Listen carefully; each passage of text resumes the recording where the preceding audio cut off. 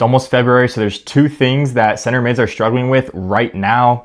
A, there's a ton of ice on the field, so it makes training outside a lot harder. Or B, they're getting in season, they're traveling a lot, they're playing games, which makes training, the individual work, so much more difficult to do. At least that's what you think, because I've mentored dozens of center mids across the country, and I hear this concern all the time, that you have to wait until the off season when you have more time or the weather's better in the summer to really get after it and do the work. And it makes sense why you might be worried about this, but don't worry, I'm going to break down in this video how you can improve faster even when you train less when these things are going on in the environment or just your life. This is what helped me get to the D1 level and then continue to improve even while I was in the college schedule. And if you know anything about that, we were probably traveling 3 out of the 7 days a week when we were in season, and I was still finding a way to get my own work in to get better. So I got a few notes here, and we'll start off just asking the question, like, why is in-season training so important? Especially when you're busy, again, like things are going on. And I'm gonna classify these two things as similar, like in-season training and then also like bad weather. Because either way, like you're not able to train, like both situations, you're not able to train 7 days a week. You're only being able to get out to the fields maybe once, maybe twice, or maybe you have to do stuff indoors and focus on other things. So I'm gonna use these interchangeably, but pretty much like, why is this so important? And I'll give you an idea, and I took some notes here. You're competing against players in the same exact spot as you. So the first one is you're competing. Like, it doesn't really matter that in the summer you'd be able to train a whole lot more, or if you didn't have a team season going on, then you'd be able to get better. None of that matters. What matters is the guys that you were competing against, because everybody has the same 12 months of the year. They have the same, I don't know how many minutes are in a day, but everyone has the same amount of time every single day, every single week. Okay, so you're competing not against this version of you that has 24 hours a day to train, but you're competing against other guys who are also in season, other guys who also have bad weather, or it's harder to train on your own, right? Because I'll touch on that later, but like everybody trains during the summer. Everybody trains when school's out and they don't have anything with their team. Like, that's not the hard part. This is what matters. Why is it so important? Because you're competing against other people. And I'll give you an example, and you'll probably be pretty confused by this, and that's okay. Most guys like in the program that I'm working with are too when I talk about something like this. This idea of like Mario Kart. I want you to take an example. Hopefully you've played. If not, this might not make the most sense to you, but I'll still break it down for you. So playing Mario Kart, you know, when you go and you already beat like a race, you beat a level, and then you go back and play it again, and you get to see your ghost version, like your old self that did it, and you can see the things they did, when they went off the map, whatever it is, and you're trying to beat them, right? So what I try to tell the guys that I work with, like the center mids in my program, is like, treat a time like this like it's Mario Kart. Like, treat being in season where you can only train once a week, or you can only train 15 minutes before or after your team sessions each day. Like, treat that as like, imagine a ghost player next to you, like another player that's across the country that's going through the same thing as you, who, keep in mind, is also going to be competing for a D1 offer, a D2 offer, D3 if that's where you want to go as well.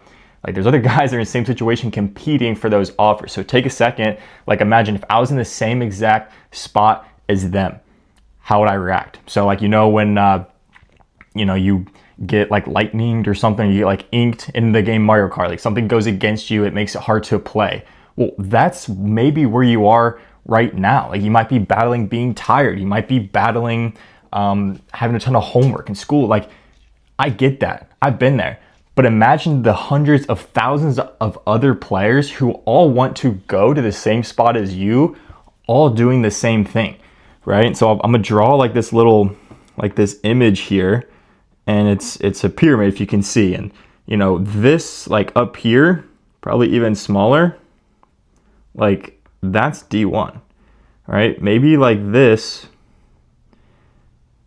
is like college. I should probably do a different color, like, or we'll do that for D1.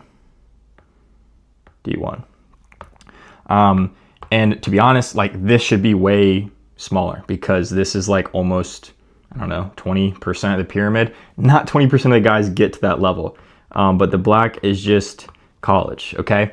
And first of all, a lot of people like are here because they don't realize how many players are really out there in the transfer portal, ex-professionals, international players that are coming to the States to play. Like, they don't realize how many players are there, and they're sitting here and they're better than, you know, a few guys on their team, and they get some compliments from parents and coaches that say like, oh dude, like I had a great nephew, second cousin who played D1 once, like you're just as good as him, like you should play there, right? How many of you guys probably heard that? And then I heard that too. Everyone's like, oh wow, you should be D1. I got to the D1 level, I was not ready because I didn't understand how small this gap at the top of the pyramid really was.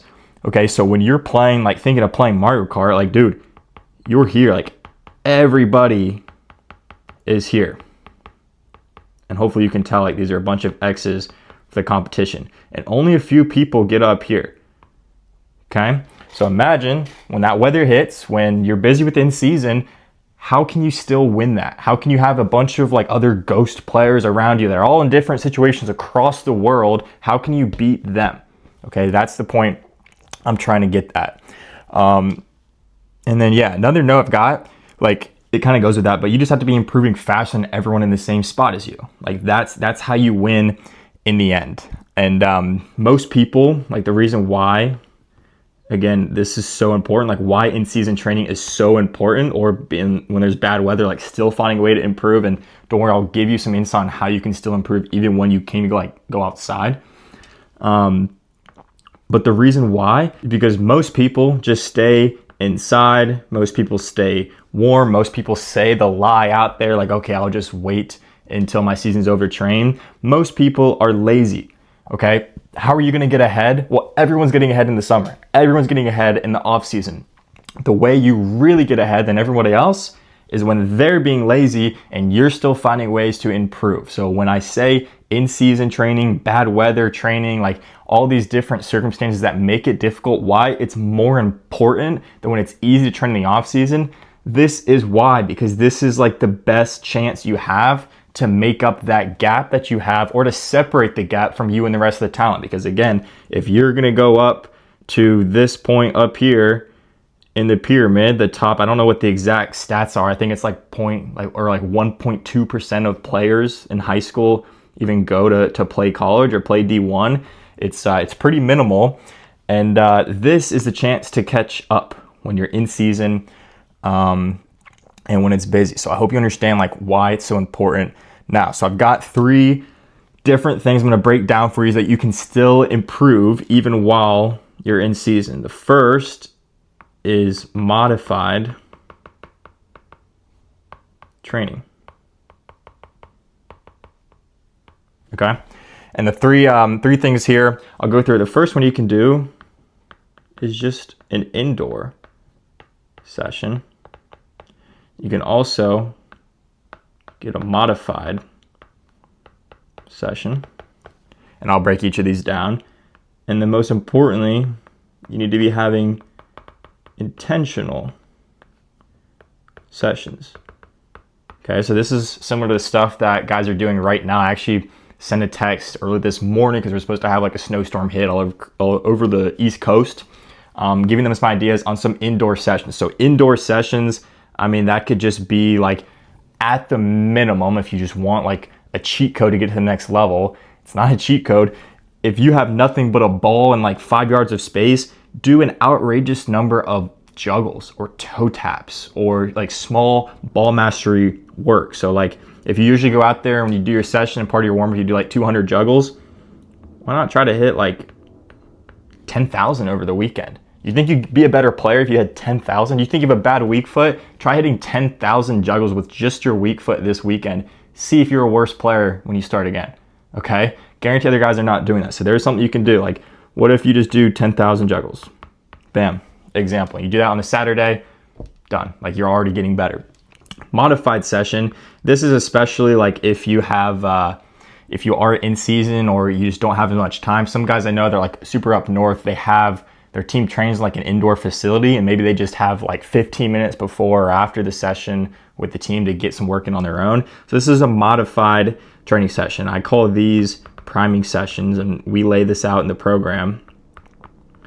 And pretty much these are like 10 to 20 minute sessions where it's just focused on the things that you need to improve in the game. Okay, like during games, because again, this is what matters. When you're in season, you don't have the luxury of spending 90 minutes a day at the fields. You've got to have 10 minutes here, 10 minutes there, and they've got to be super intentional. And that brings me to, again, the whole point of intentional sessions. And I made another video on this, but there's the two first parts to make like a training session really good is the intensity and the intention behind it. Okay, instead of doing an hour of crossing work or as a center mid, like maybe some like long range pings, do 5 minutes, but at like the ideal intensity, actually putting yourself in a spot where you imagine that you're in a game, you're playing there, you have your jersey on, and do it intentionally that way. Like do it with purpose. Okay, I'm not joking. Like you can train less and be a better player because most guys are center mids and they only shoot, or like maybe there's like outside backs out there who never cross. Right? So many guys get this part wrong. So you need to be super intentional about this. And that means intense. And then this means like, I'm going to say like specific. Okay. So you do it the proper intensity, even if it's a 5-minute session, even if you only have a few minutes because you're in season, you're traveling to do it. Get a 5-minute session, but make it intense and make it specific to what you want to improve on. If you want to work on turning and playing forwards, you need to identify where you do that in a game and then bring your boys with you or do it alone with the wall and practice that. Okay, that's going to translate to the game.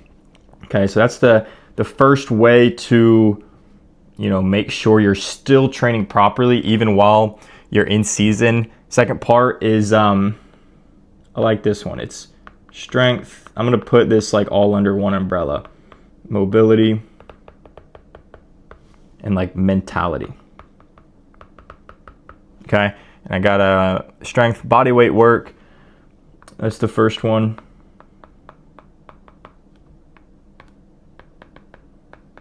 Injury like prevention, I guess. And then again, doing something, and I'll explain these, hard. All right, so this is the second part, strength, mobility, mentality. These are 3 things that you can do while you're in season, while you have bad weather, whatever it is. So the first work is just strength work, pretty self-explanatory. I have like a program I give to my guys for like either body weight stuff or stuff they can do like at home. If they do have like a weight or like a kettlebell or 2, they can do that, right? Pretty easy, on that side. Second part, so that's done there. Second part is injury prevention. How many guys come back, they feel fresh, they got all this energy, they go into season, and then this might have happened to you. I know it's happened to me before in my career where I come back, things are great, and then bang, I feel something in my hip, feel something in my hamstring, my quad, and then all that work, all that mental preparation that I sat just in my room because I was in season, I was traveling, I was tired, right? All that time I spent just preparing for the next season or the off season was doing stuff that didn't really matter, okay? So if I just did some injury prevention work, like some mobility, some stretching, again, like there's resources out there to help with that, then bang, maybe I wouldn't have lost that whole offseason, lost that whole season. Because when you don't do the right things in season, then you come to the off season and you're unprepared, so you actually get injured at the beginning of off season, then you're gonna lose all the preparation for your next in season, and then you see where we get in this cycle of just waiting and waiting and waiting and waiting, and you never actually get to improve, okay? Last part of this is just doing something hard. Like, you need to do something hard every single day. For me, I've had Achilles surgery. I'm actually I just got out of the boot the other day. It's been difficult. Like, I want to run, I want to bike, I want to exercise, squat, whatever it is. Couldn't. I made a promise to myself though, I'm going to suffer once a day, at least, okay? That's just getting on the floor, just doing crunches until I literally can't. You have to suffer. To be a soccer player, you have to suffer. Okay, you don't want to come back from, if it is bad weather, with a weak mentality because you've just been inside all day. You haven't been suffering. You've been complaining that you can't go out to train. You could still work on your mentality. Okay, you don't want to go and throughout your being in season get to playoffs when it really matters, but because you've tapered off the individual training, you haven't been doing hard things throughout this season, and you get to the off season, or the most important games of your season, all of a sudden you're not mentally strong as you were at the beginning. All right, you see how this works. You need to do something hard every single day. You can do crunches. You can still go on a run. You can make sure you're maybe doing stretching just for an uncomfortable long period of time, like not doing it to injury, but like stretch for like 30, 45 minutes without your phone, without any distractions. Like that's something pretty hard in a way. It doesn't always have to be just like physical pain. And then the third part here, something you can do is the film. Okay, so this can be your film or college film. And then you're getting feedback and you're finding patterns. That's the two notes I've got here. And then you're finding patterns. So what does that mean? Well, if you're out of season, or sorry, not if you're out of season, well, if you're in season, then you're actually getting way more data for yourself as a player. In the way every single game that you get filmed, and I have a whole video on like how to make the most out of your film, because it's probably the most important thing, especially when you're in season, to watch over your film. But when you have that data, you're getting so many opportunities to see what you need to work on with, I go back to here, those indoor sessions, right? Those modified sessions. And then again, like the intentional sessions, like maybe we're doing like the priming 10 to 20 minutes, whatever. You need to have the data from the game film to know what to work on, right? So use your film to the best. My guys in my program, we either look over their individual film, we look at a college guy's film, even a professional at times of a player that plays in their position to match what tendencies they have, what we can learn from them, how it compares to their game. Again, all with the intention of knowing what to do during the next match you play. And again, not just sitting still complaining about the lack of individual work we're able to do, but instead coming back even better, you know, than if we were just training the whole whatever months that you're sitting out. So first one, yeah, your own film. Most important part of this is the feedback, right? If you're not getting feedback from someone who's been at the level that you want to get to, if you want to play D1 and be a center mid, you probably shouldn't be listening to someone that wasn't a D1 player, especially not someone that was a D1 center mid giving you specific advice on your training, right? So listen to someone that's been there before. You need to get feedback on your film, where you could have gone, where you went wrong, where you could have gone better, all that good stuff. And then the whole point of this is to find patterns, right? You want to find patterns. You want to notice that maybe you're always playing backwards. Maybe you're not opening your body enough and playing side to side. Maybe your first touch, you're getting a little bit too like, I don't know, you're lacking the composure on the first touch. So it's ruining your next pass. Okay, there's a lot of stuff, and that's what you should be looking for when you're looking at your film.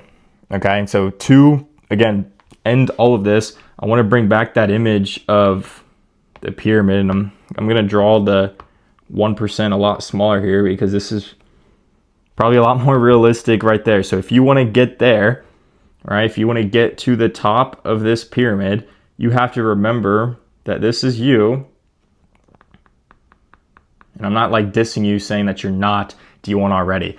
Thing is, a lot of guys have the D1 potential, they have the work rate, but they're not working on all of these things that we talked about. So they're just wasting it, and they're just blend. Like, this is what it looks like from the outside.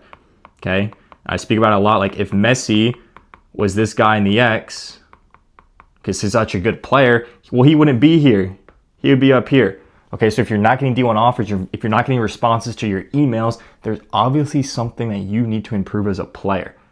Okay, that's just the truth. That's just the truth. So reminder that you're here, you need to beat out everybody else. The reason in-season training is so important because we get to adjust things live. We get to do the work that nobody else is doing. In the end, you, if you want to get to the next level, you need to be obsessed about finding ways to separate the gap from you and the average player who's stealing your minutes because he's training a similar amount, he's working a similar amount of difficulty of you, and he's stealing your minutes even though he doesn't deserve it. Right? So if you're not leveraging all these things that we talked about, you're just going to keep blending in. Okay, so it's a competition. Imagine that there's 100,000 other players in the exact situation as you. Beat all of them. So yes, to finish, like the question, like, can you improve by training less? Like, can you, even while you're in season, you have bad weather, whatever it is that's keeping you from getting a lot of individual work in, can you still improve? Yes. Like, if you got anything from this video, like, yes, 100%. I actually made a video on my Instagram about one of my guys. He's in my program. He had a grade 3 ankle sprain. As soon as he joined, first week he joined the program, terrible luck. Out for 2 months. What do? We literally just worked on these other two things. we couldn't really do the training until he got back. Like he could juggle with his weak foot a little bit, but we just did the strength, mobility, the mentality. We did something hard every single day. He started swimming. Neither of us really knew anything about swimming, but we just figured it out. We were like, okay, if you just swim for like 30 minutes, that's gonna be hard, right? He's like, yeah, probably. And then bang, mentality, toughness. Okay, and then film, we did a ton. Like this is like really what helped him. We did a ton of film, and I don't know if you saw that Instagram video I made, he actually came back and he was talking about it with me. Like he was a better player after 2 months of being injured because of the feedback he was getting from me in the film, because we were finding specific patterns, and because we were combining his film and the college film actually to make sure we had a good focus for him moving forward in his game. So that sounds like something that resonates with you, whether you're healthy or not. Probably most people are watching this are able to train. And if you really need that support, if you made it this far in the video, you probably aren't one of the players that I tell to scroll away, the guys that don't really care about their college career, that don't really think that they even need to improve, the guys that just want like the free drills, like the cheat codes, whatever. Like I can't help you there, right? But if you're bought in, if you're committed, if you really want to improve and you're obsessed about it as much as I was and as much as all the other guys that are in my program right now, we might be a good fit. You can go down. It's the link, the first link in the description of this video. You can apply, see if we could be a good fit together, and then I'll reach out. And again, we can coordinate all of that if you're really serious about it. If not, I'll continue to put value out here that I can help. I can try to help as much as I can without knowing who you are as a player, all right? Because in the end, I can't really help you as much as I help the guys in the program when I don't know you. Okay, so hopefully this did push you in the right direction. This helped, and yeah, be on the lookout for some more value for you guys.